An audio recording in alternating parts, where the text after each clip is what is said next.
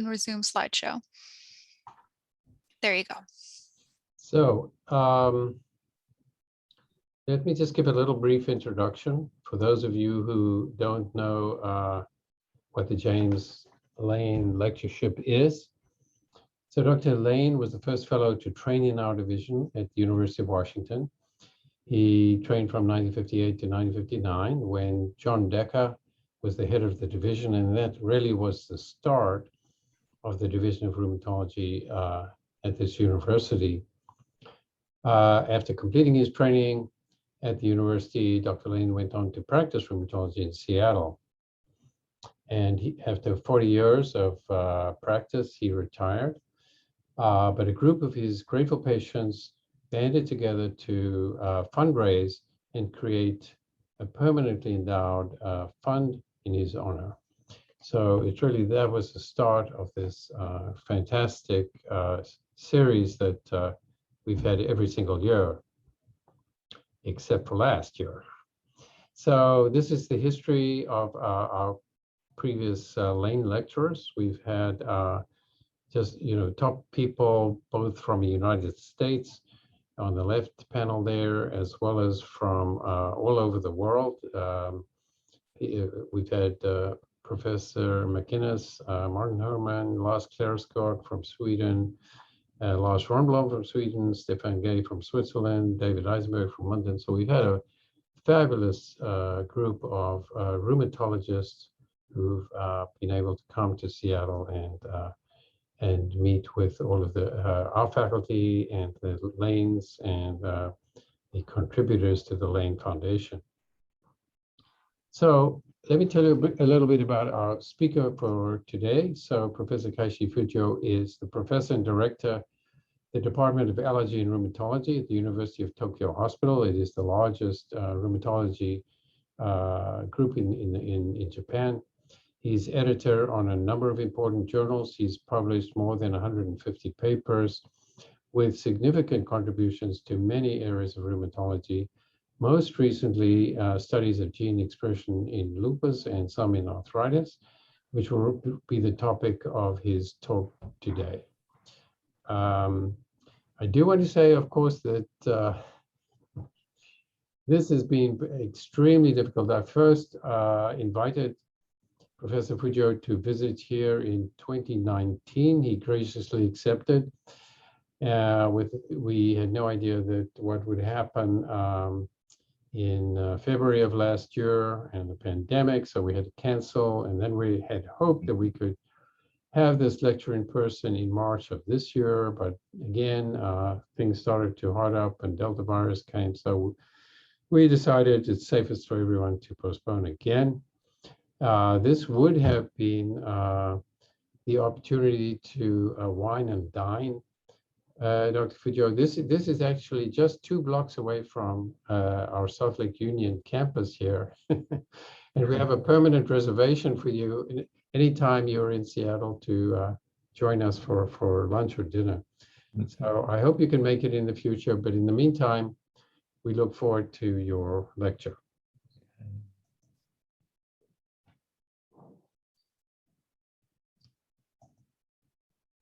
So yeah. So if you wouldn't mind sharing your screen, Keishi, and we could start. Okay, so is it working? Yeah. Can you see my slide? Yes. Okay. Thank you for kind introduction, Keith. Yes, my name is Keishi Fujio from the University of Tokyo. First of all, I'd like to thank Professor Keith Elcon for giving me this honorable opportunity to give the scientific talk in one of the top universities in the world. I greatly appreciate the efforts of Dr. and Mrs. Lane to make this lecture series possible. And I hope I can visit Seattle and that restaurant in the future. So today I'll talk about functional genome analysis of immune-mediated diseases. This is my conflict of interest. I am a clinician working in the university hospital. In Japan, the first hospital, Yakuin, was built by Prince Shotoku in 593 on the premises of this Shitennoji Temple. Shitennoji Temple remains in Osaka City as one of the oldest temples in Japan. Since then, Japanese medicine has developed while incorporating a variety of new technologies from Chinese and Western countries. And I treat patients who are resistant to treatment every day. I realize that a patient is resistant only after a treatment, not before treatment. Sometimes it can take months to years to find the right treatment for a patient. And sometimes the right treatment is not found. Precision medicine is an emerging approach for disease treatment and prevention. It targets different patients based on their unique circumstances by taking into account the genetic profile and environment and lifestyle factors. Through this information, healthcare providers can better predict a patient's response to the drugs. This allows the doctor to give the right treatment at the right time to the right patient for better treatment outcomes. Although precision medicine is still a long way off, clarification of the pathology will provide useful information to build a strategy. Today's talk will be divided into two parts to elucidate the pathogenesis of immune-mediated diseases. The first topic is a pathogenic pathway of SLE revealed by functional genome database, ImmuNexUT. The term functional genome analysis may be unfamiliar to you, but it is a highly useful approach to understand human chromosome regulation and disease pathways. In inherently heterogeneous immune-mediated diseases, the need for precision medicine is particularly high. Systemic lupus erythematosus, SLE, is a prototype of systemic autoimmune diseases. SLE is characterized by loss of self-tolerance to nuclear antigens and production of anti-nuclear antibody and an anti-double-strand DNA antibody. These autoimmune responses result in various organ damages, including central nervous system and kidney. And as you may know, SLE is a highly heterogeneous disease with a mixture of organ-dominant phenotype, such as cutaneous lupus, lupus with arthritis, lupus nephritis, neuropsychiatric lupus, and hematologic lupus. In addition, heterogeneity of long-term course of SLE makes clinical management challenging. In a large Canadian cohort, approximately 70% of patients with SLE followed a relapsing remitting course, with the rest of 30% divided equally between prolonged remission and persistently active disease. To provide optimal medical care to these SLE patients, a deeper understanding of the pathogenesis is essential. And we previously performed a multi-center retrospective cohort study of a class 3 to 5 lupus nephritis. We classified patients who developed lupus nephritis within 1 year from diagnosis as early LN, and who developed renal involvement more than 1 year after SLE diagnosis as delayed LN. As shown here, log-rank test showed a significantly lower cumulative incidence of complete remission after induction in the DLN group. The cumulative incidence rate of CR at 12 months in the ELN and DLN groups were 84.1% versus 62.9%. And multivariate analysis identified DLN as a predictor of a poorer treatment response, independent of renal histology and the severity of the nephritis.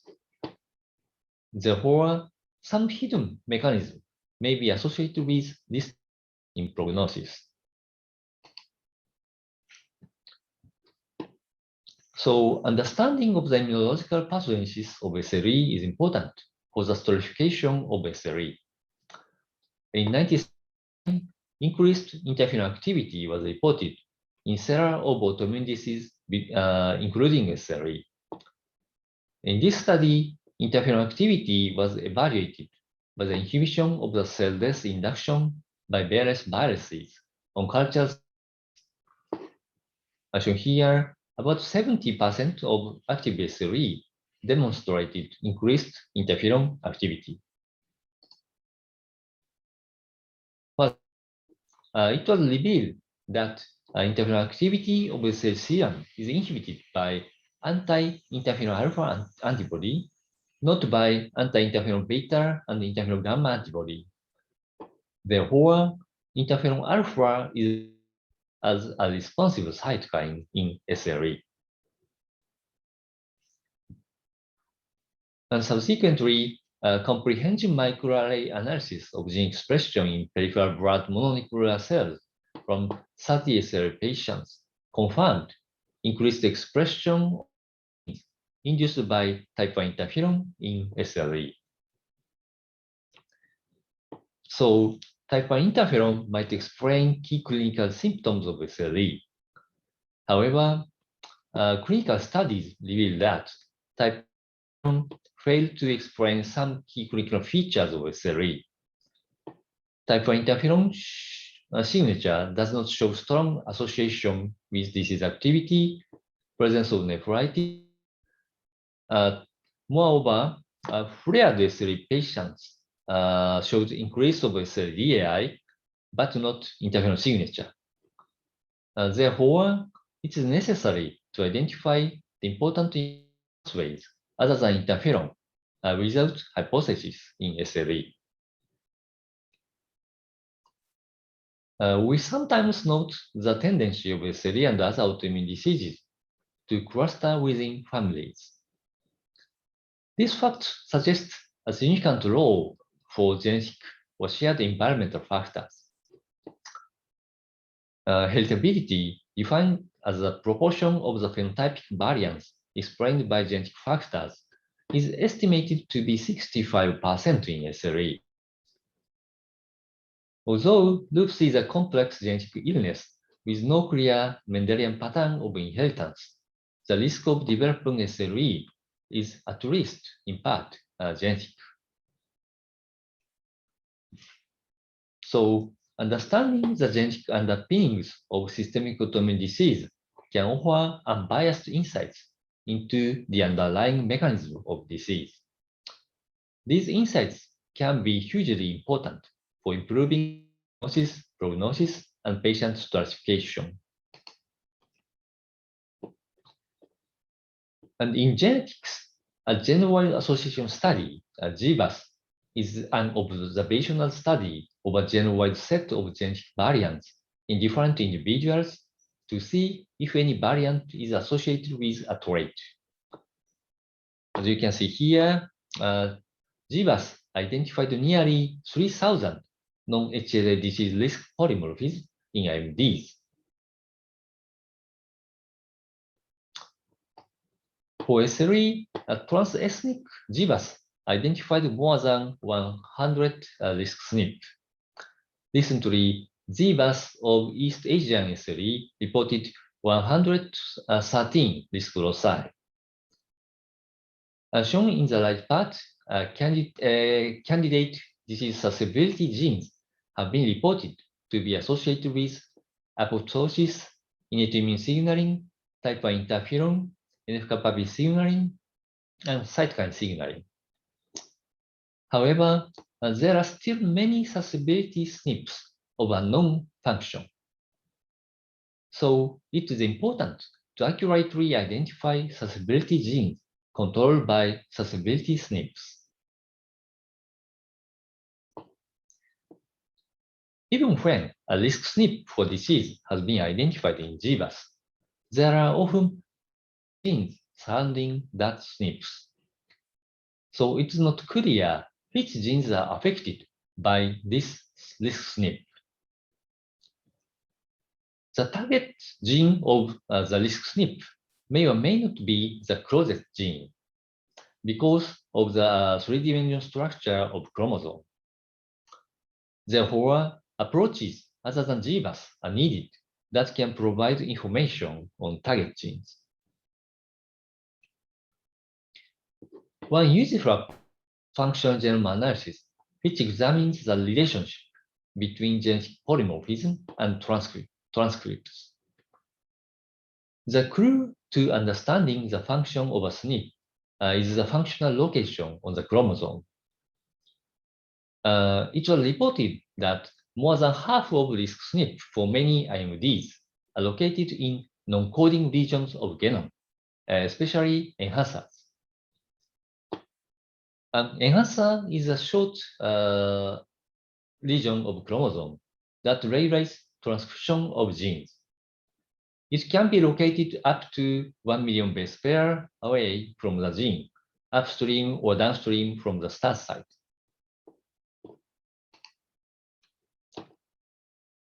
Because the enhancer regulates the expression of target genes, a SNP in enhancer affects gene expression levels.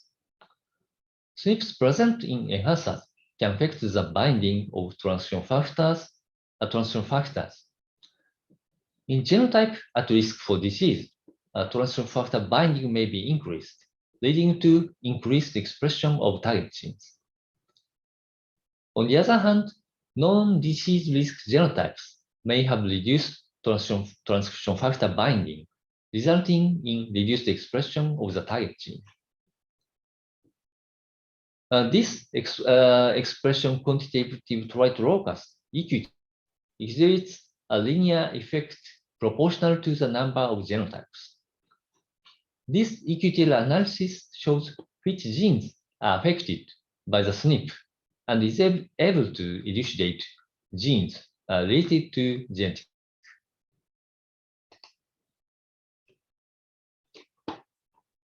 Therefore, a functional genome analysis, including EQTL analysis, became a field of active investigation. The genotype tissue expression GTEx is a functional genome project analyzing 4 body organs. GTEx consists of 7,000 samples from 400 subjects, and the number of individuals per organ is 70 to 300. As shown here, GTEx provides comprehensive map of genetic regulatory variation across cell types and tissues. This slide shows the relationship between number of samples and genes regulated by EQTL effect E gene. If we have 100 samples per organ, we can identify 1,000 to 2,000 EQTL E gene pairs. If the number of samples is more than 100, the number of E genes that can be identified increases proportionally. However, in GTEx, immune cells are limited to 4 blood and EBV transformed lymphocytes. This is one limitation of GTEx. So we try to construct EQTL database for immune cells. And at this point, let me briefly introduce my research history. I used to interested in cellular immunity. I previously reported that this FOXP3 negative CD4 positive regulatory T cells producing IL-10 use LAG3 as a marker. Interestingly, this population also produced a TGF-beta3, a TGF-beta family molecules mainly involved in the development. These LAG3 expressing cells control autoreactive B cells and systemic autoimmunity.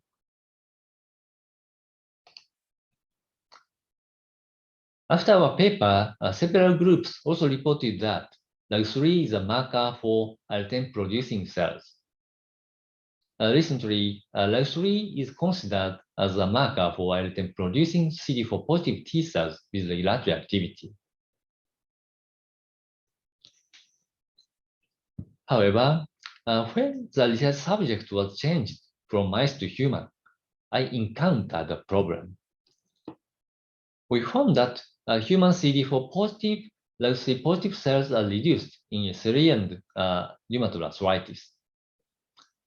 However, it was not at all clear whether LAG3 positive cells was the cause or the consequence of the disease. It was not also elucidated where they were located in the immunological pathway of the disease. My question at this point was, is it necessary to have a null hypothesis overview of the entire disease to position immunological events? Therefore, we have started a functional genome analysis to evaluate the entire human immune system. Following GTEx, we try to evaluate EQTL effect in immune, which are not included in GTEx. Dr. Kazuyoshi Shigaki performed this EQTL analysis of 5 subsets of immune cells from 105 healthy subjects.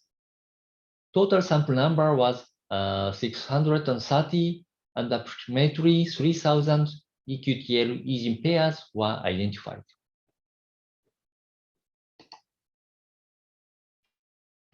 And because we show information on gene expression levels proportional to genotype, EQTL data enabled us to predict the expression of each gene based on the genotype EQTL.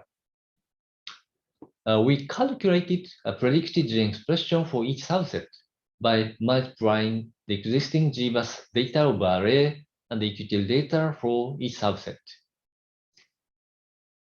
And predicted gene expression levels were calculated for healthy subjects in the same way. Then the predicted gene expression levels for each subset of RA and the healthy subjects were compared, and we obtained a list of genes with differences in predicted gene expression levels between RA and healthy subjects.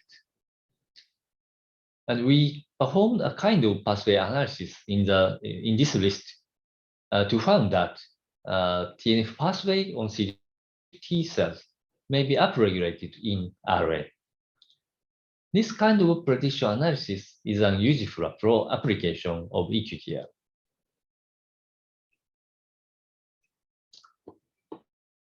And 1 year after our report, the DICE project from La Jolla Institute reported a large-scale EQTL database in immune cells.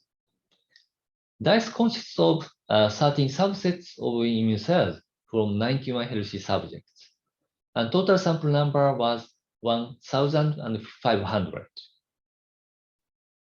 And EQTL analysis revealed that approximately 3,000 gene subsets are regulated by EQTL. And although this is an excellent functional genome database, we have a few questions. Is the sample size of 90 sufficient? And is the number of subsets, 13, sufficient to provide a comprehensive view of the immune system?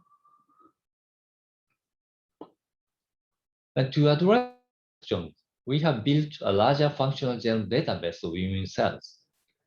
Our dataset, named ImmuNexUT, consists of 28 distinct immune cell subsets from 37 patients with 10 categories of immune-mediated diseases and 79 healthy volunteers. The number of samples in ImmuNexUT, more than 9,000, is about 6 that of the DICE. Dr. Ota, an outstanding member of our lab, analyzed this large dataset.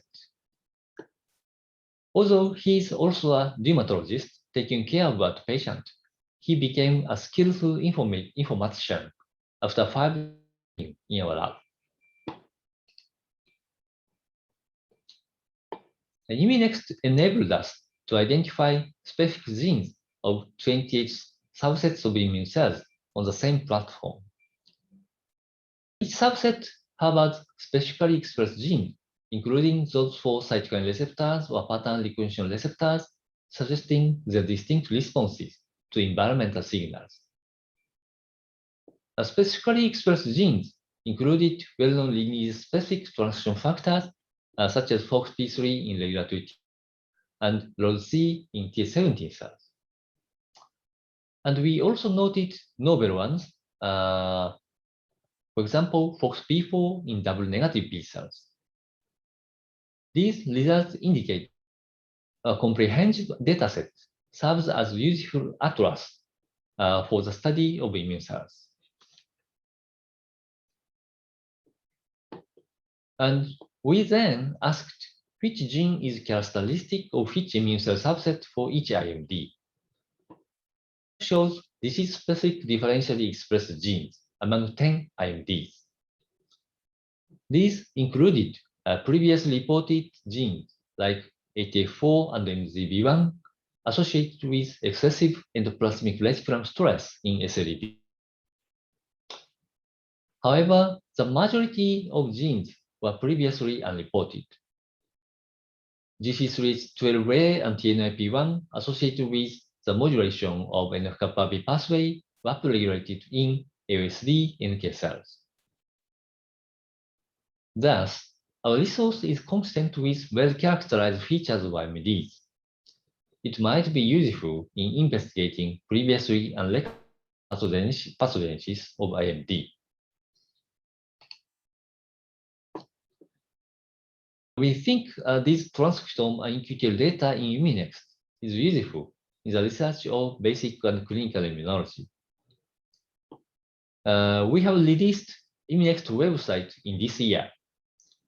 This is a catalog site that provides gene expression of 28 subsets from healthy subjects, modification of gene expression in 10 IMDs, and subset-wise equity fact. We will be happy many researchers enjoy using this site. And this site already obtained more than 80,000 page views from all over the world. And we next looked at specific immunological pathway with SLE transcriptome data. In this panel, horizontal axis indicates each immune cell subset, and vertical axis indicates specific pathways increased. As shown here, type 1 interferon pathway was enriched in all immune cell subsets. In contrast, as shown here, oxidative phosphorylation, OXPHOS, showed a significant and specific increase in memory B cells.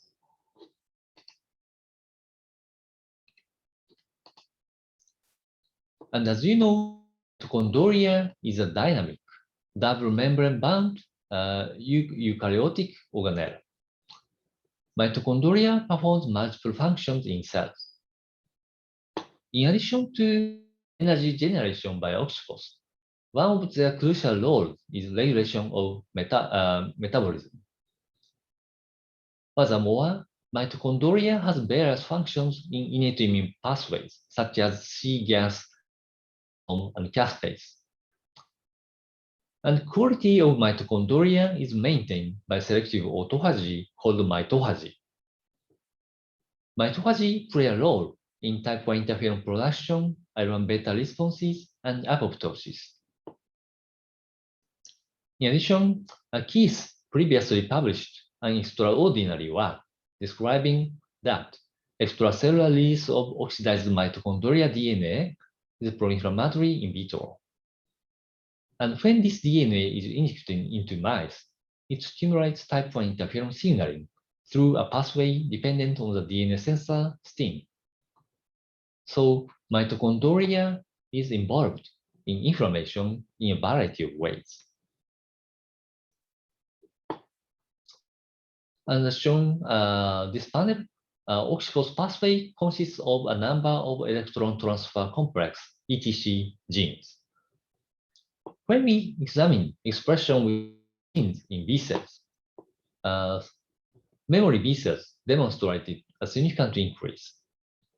And as shown in the lower part, electron microscopy revealed morphological swelling of mitochondria, a key feature of mitochondrial stress in SLE memory B cells.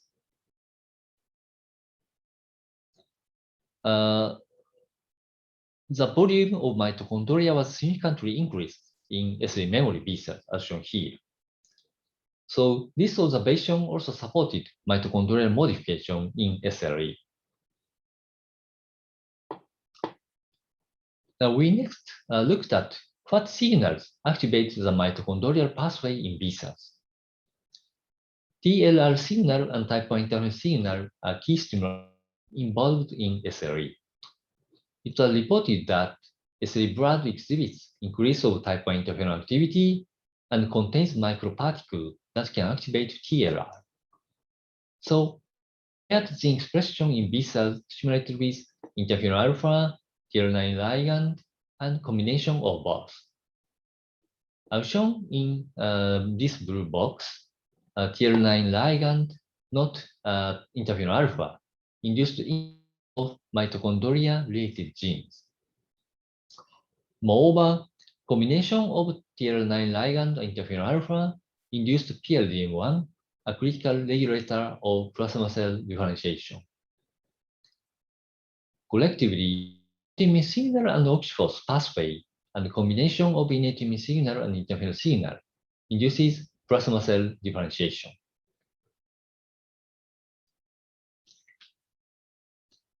We next checked the relationship between immunological pathways in SLE using a network analysis, WGCNA. The network analysis revealed that the metabolic pathway of B cells, shown in light blue circle, was in close proximity to the interferon pathway of autoimmune cells, shown in green circles. This observation confirms the link in B cell metabolism and combination of innate immune signals and interferon signals.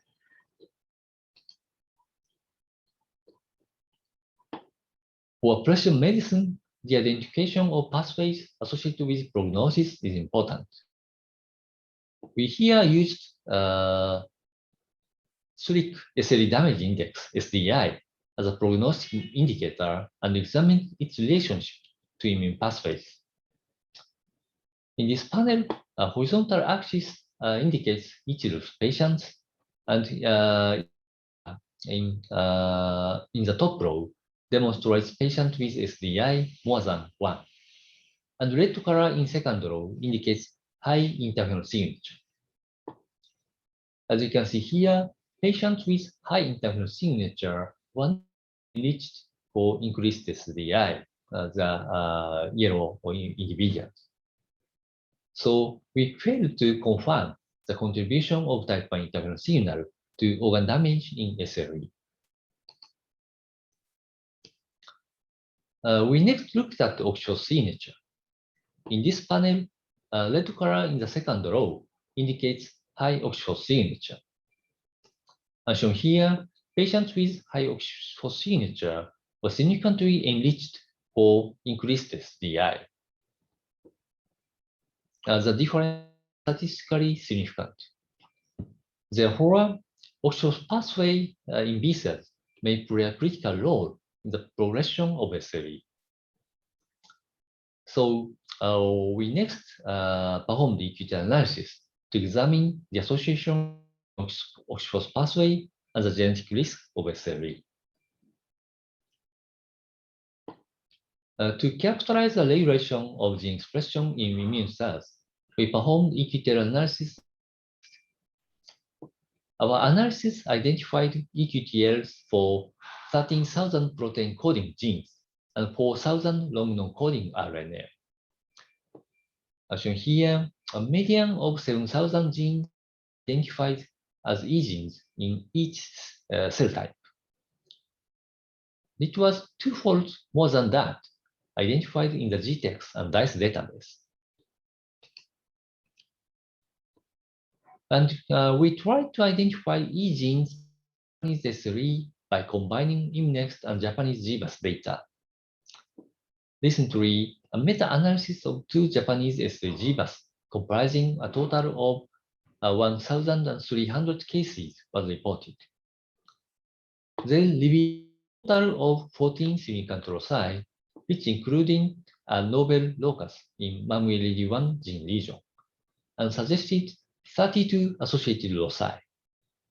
We combined ImmuNexUT and this SLE-GWAS data to identify genetically important in Japanese SLE. Of the 32 suggested associated loci, 3 were excluded because of the association with missense variants. Among the remaining 29 loci, 20 showed colocalization to one immune cell EQTL. In this panel, the horizontal axis indicates each immune cells, and vertical axis indicates EG, identified EG. We identified a number of novel E genes associated with risk of SLE. Among these genes, we identified SLE15A4, SLC15A4 here, UB12L3 as genes involved in mitochondrial metabolism. Consistent with our data suggesting the importance in SLE, these SLE genes are associated with the function of mitochondria. As shown here, inhibition of SLC15A4 causes mitochondrial dysregulation in starvation conditions. This panel, a decreased mitochondrial membrane potential was observed in SLC15A4 knockdown cells. And UB2L3 was reported to regulate Parkin activation and mitophagy as ubiquitin conjugating enzymes.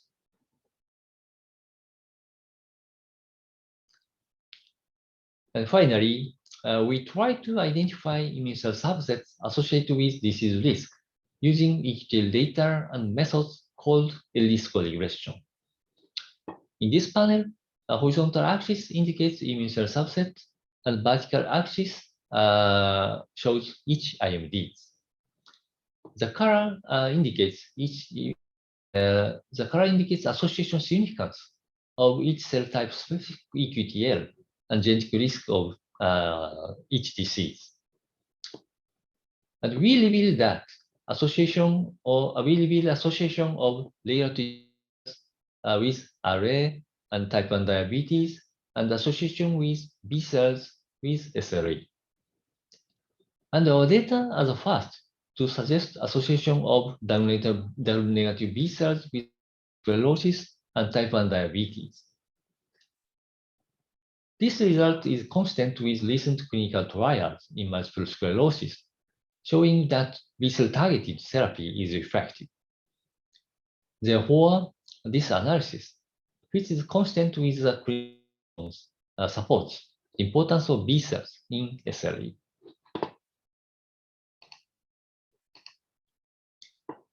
This is a summary of this part. A combination of innate immune signal and type I interferon induces modification associated with enhanced plasma cell development. This genetically regulated pathway may play a pivotal role in and modification of cell metabolism in B cell is associated with organ and prognosis in SLE. Some quantification of these pathways may be useful for the stratification of lupus patients in the future.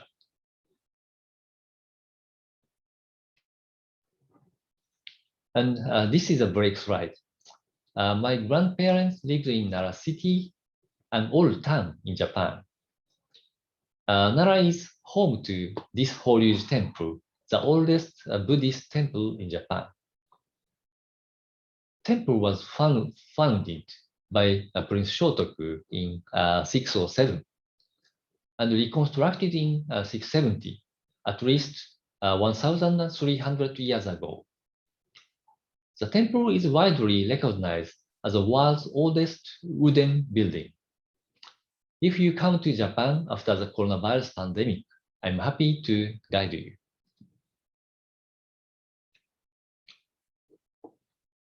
And the second is pathogenic of RA built by functional analysis of synovial.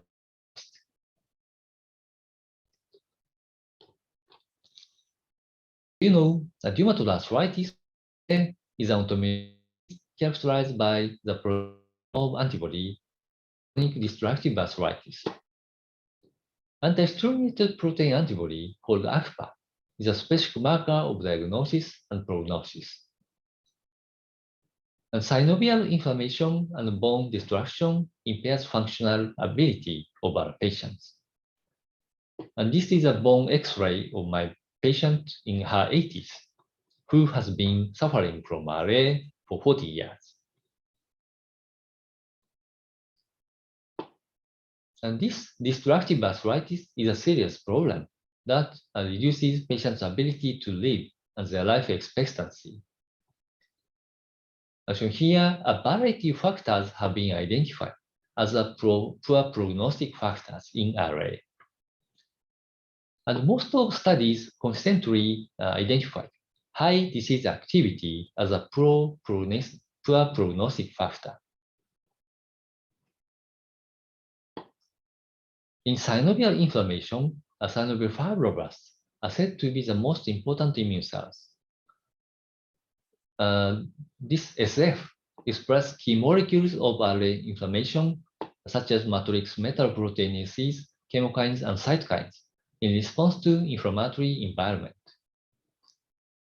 Therefore, elucidation of SF function, which is associated with strong synovial inflammation, may lead to stratification of RA.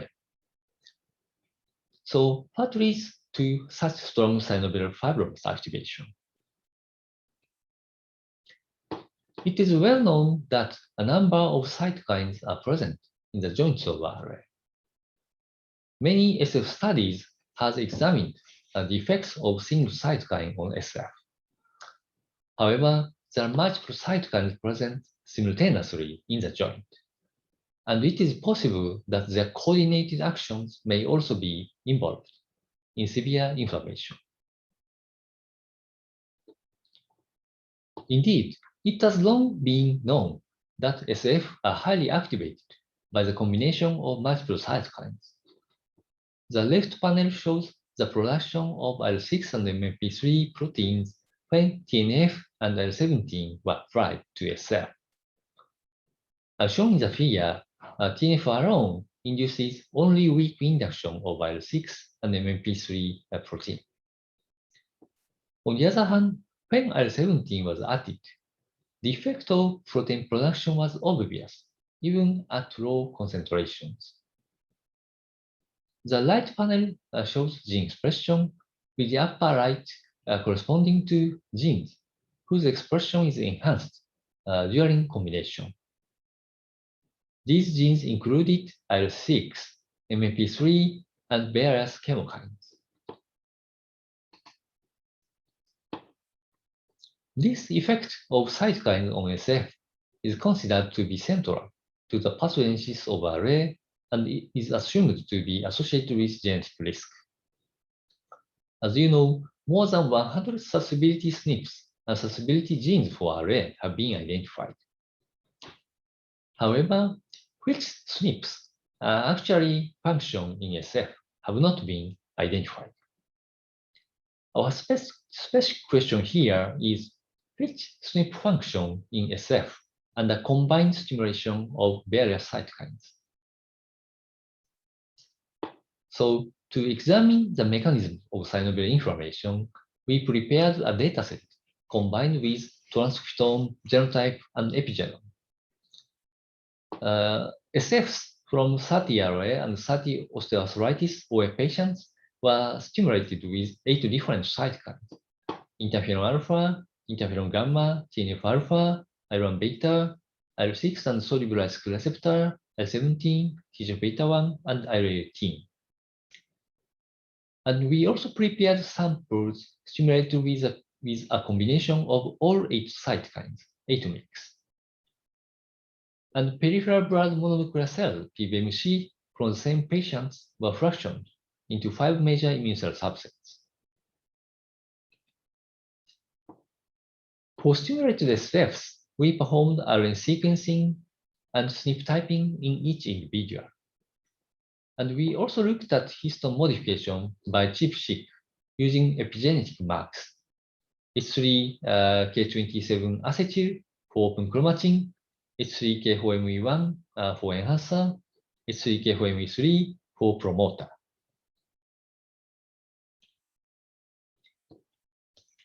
The upper part of this slide shows IL-6 expression in stimulated SF. As shown in the blue and sky blue bar, a TNF and IL-1 induces a certain amount of IL-6 messenger RNA. However, the most marked increase in IL-6 expression was observed under the combined cytokine condition, 8 mix, shown in this red bar. Next, the lower panel shows the open chromatin of the IL-6 gene lesion using H3K27 acetyl as a marker. As you can see here, a certain amount of open chromatin is seen even in the no stimulation condition. And this open chromatin was hardly changed by TNF alone stimulation. On the other hand, when cytokines were combined, new multiple peaks appeared, as shown by the red arrows. This indicates that combination of cytokine causes dynamic changes in chromatin structure.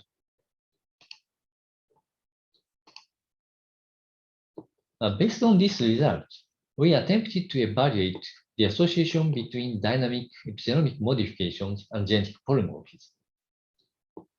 If a disease susceptibility SNP is located within open chromatin in a cell type, it can exert its effects by interacting with transcription factors.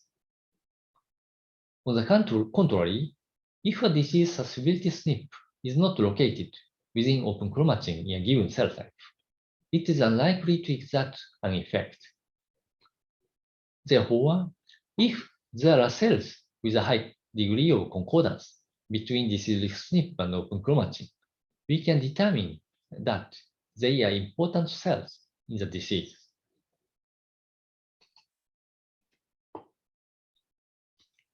In assessing regulation by SNP, it is important to consider super enhancers.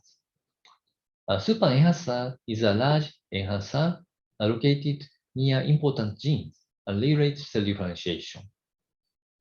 While typical enhancer is about 2,000 base pairs and bound by only a limited number of transcription factors, super enhancer is about 20,000 base pairs and bound by a large number of transcription factors. It is reported that super enhancer determine cell differentiation in organ development and tumorigenesis. According to this concept, we evaluate the enrichment of risk loci in super enhancer and typical enhancer. The vertical axis indicates RA-GWAS-SNP enrichment. And we observed a significant and more than twofold SNP enrichment in typical enhancer of lymphocytes, not synovial fibrous SF. In contrast, super enhancers of atomic stimulated SF shown in red circles, as well as that of lymphocytes in square, showed significant enrichment of RA risk loci above this red line. Therefore, not only lymphocytes, but also SF may be associated with the genetic risk of RA under inflammatory condition.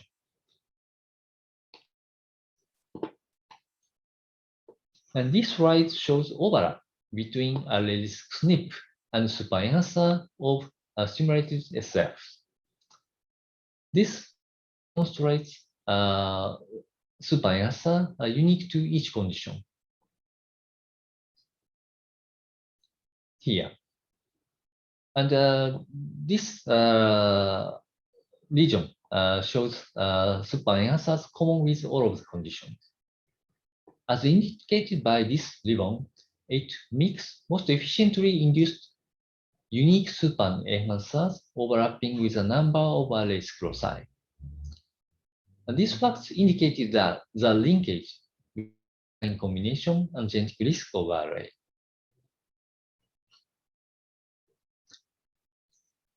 And we then performed EQT analysis in the SF.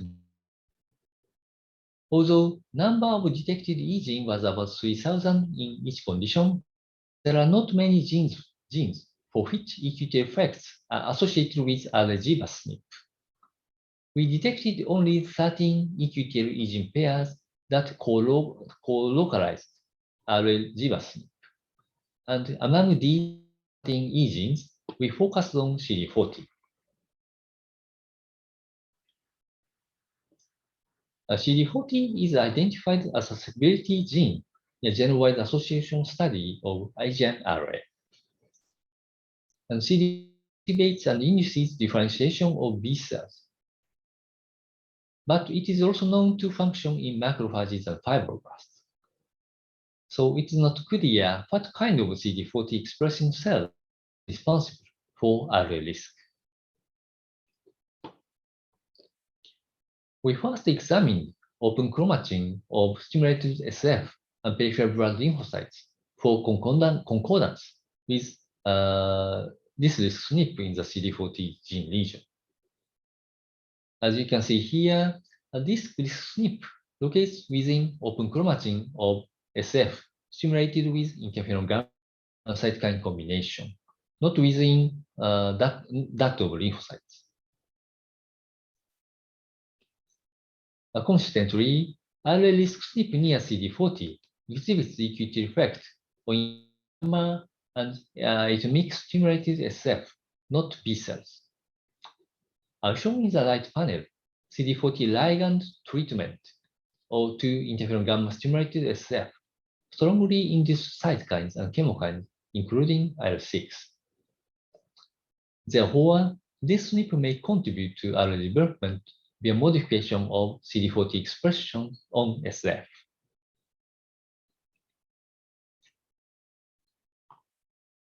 In EQTL analysis, only a small fraction of RA-risk SNP were found to function in SF. We next attempted to elucidate the function of RA-risk SNP in SF using the information of 3D genome structures. If a gene is contacted by super-enhancer that contains RA-risk SNP in SF, that gene may play a critical role in RA. We evaluated 3D genome architecture using high-C analysis.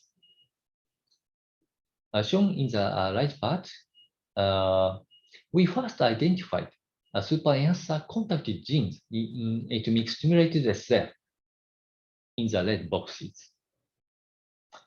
A super-enhancer contacting genes included a number of transcription factors and chemokines. And when we focused on genes contacted by super-enhancer that contains a SNP, we found MTF1, a transcription factor. A metal regulatory transcription factor 1, MTF1, regulates cellular adaptation to various stress conditions, including hypoxia, and was reported to be an essential catabolic regulator of OA pathogenesis. And here is RA-risk SNP. This RA-risk loci overlap with atomic super-enhancer. And high-C loop was detected with a promoter of MTF1 only in atomic condition that induces upregulation of MTF1.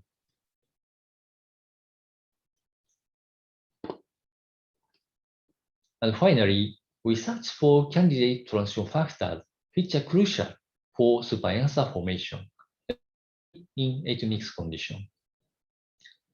It is reported that key transcription factors for superinsular formation are often controlled by superinsular itself, self-regulatory network.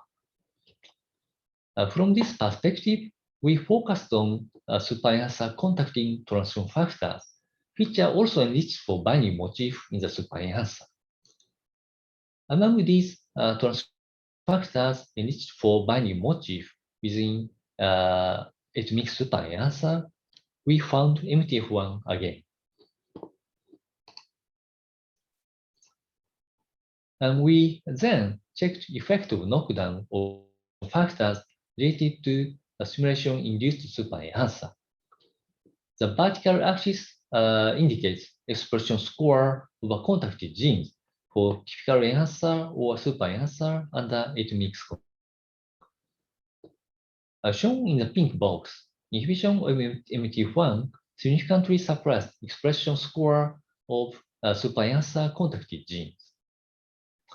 These results indicate that MTF1 plays critical roles in the formation and inflammation-associated epigenomic structure. Consequently, MT1-F1 inhibitor significantly suppressed in vitro IL-6 and CCR5 production from SF. Furthermore, MT1 inhibitor also suppressed in vivo mice arthritis progression, as shown here. Therefore, MTF1 plays a critical role in arthritis. This is summary of our findings. The dynamic changes with superinsular formation are associated with heritability. Transcription factors, including MTF1, could be crucial for structural arrangement and the marked increase in the expression of pathogenic molecules from synovial fibroblasts.